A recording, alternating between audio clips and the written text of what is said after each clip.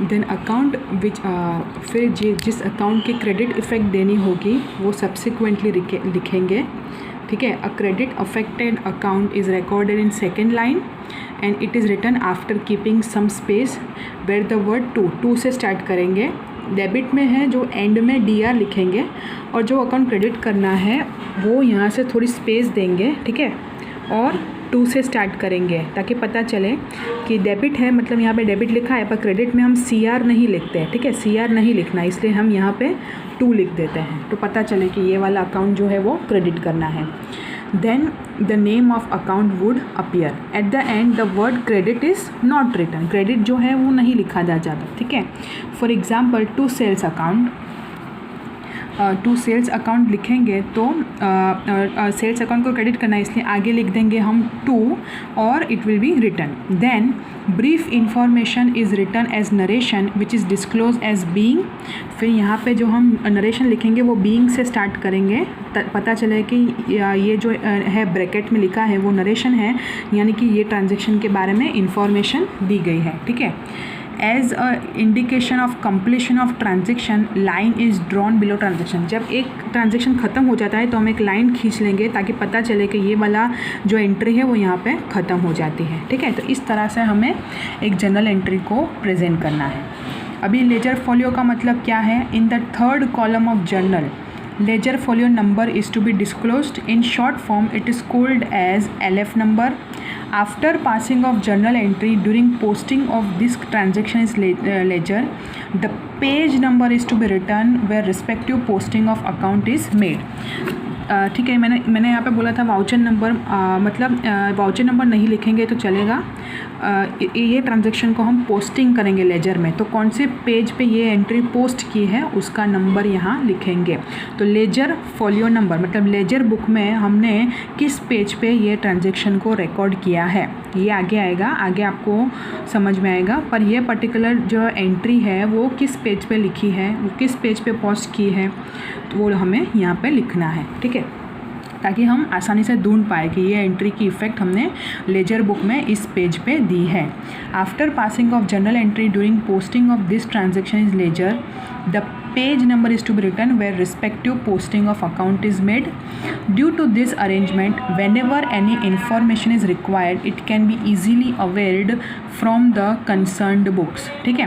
तो जब भी हमें आगे जाकर कोई इन्फॉर्मेशन चाहिए तो वो हम निकाल पाएंगे हमारे बुक में से। Debit in the fourth column of journal, the amount of debited account is to be written, and account which is debited in the column of particulars, the amount of it is to be written in debit column, ठीक है। तो debit account की जो amount होगी वो हम debit column में लिख देंगे। उसी तरह क्रेडिट अमाउंट की जो क्रेडिट अकाउंट की जो अमाउंट होगी वो हम क्रेडिट के कॉलम में लिख देंगे। Finally according to double entry system in each transaction whichever amount is debited the same amount is credited, जो अमाउंट हम डेबिट करेंगे वो सेम अमाउंट हम क्रेडिट करेंगे। Thus the total of both the columns is always identical, total जो होगा वो debit credit का वो हमेशा सेम रहेगा।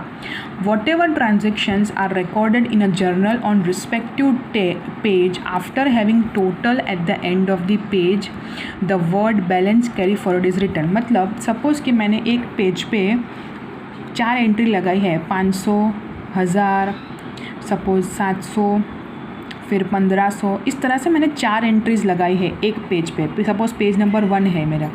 फिर मैं क्या करूँगी, मेरा पेज ख़त्म हो गया, अब मुझे नेक्स्ट पेज पे जाना है, तो मैं क्या करूँगी, बैलेंस ब्रॉट फॉरवर्ड, इस तरह से इसका टोटल करूँगी। 1500, 700, 2200 और 350 रुपया बैलेंस होता है, ठीक है, क्योंकि मेरा पेज यहाँ पे ख़त्म हो गया और मुझे इसका टोटल जो है वो नेक्स्ट पेज पे ले जाना है।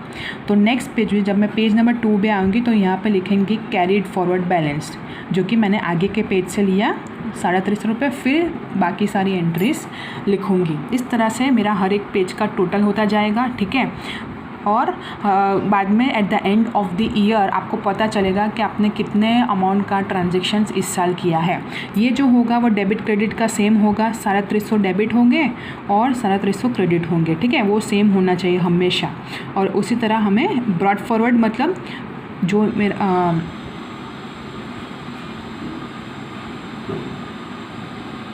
सॉरी बैलेंस कैरी फॉरवर्ड होगा, मैं कैरी करूँगी ना, और ये जो है वो आगे के पेज से ब्रॉड फॉरवर्ड होगा, ठीक है। तो पेज के अंत में हमें लिखना है कैरीड फॉरवर्ड, मतलब दूसरे पेज पे मैं कैरी कर रही हूँ, और दूसरे पेज में मैं स्टार्टिंग में लिखूँगी ब्रॉड फॉरवर्ड, मतलब ये पहले पेज से टोटल मैंने ब्रिंग किया, ब्रॉड किया, ठीक है। तो 350 रुपया मैं सेकेंड पेज के स्टार्टिंग में लिखूँगी और 3700 फर्स्ट पेज के एंड में लिखूँगी। इसी तरह आपको हर एक पेज पे टोटल करते जाना है। फिर सपोज सेकंड पेज में मेरा एंट्रीज हुई 400 की, 900 की, 1300 की, 800 की, तो फिर मैं यहाँ पे वापस लिखूँगी कैरीड फॉरवर्ड सेकंड पेज के अंत में। फिर इन सब का ये भी टोटल में इंक्लूड हो जाएगा 4100, 5000, 6300, 7100। इसी तरह हर एक पेज पे मुझे कैरीड फॉरवर्ड टोटल्स और ब्रॉड फॉरवर्ड टोटल्स बताने पड़ेंगे। तो यही लिखा है यहाँ पे, whatever transactions are recorded in a journal on respective page after having total at the end of the page the word balance carried forward is written, ठीक है।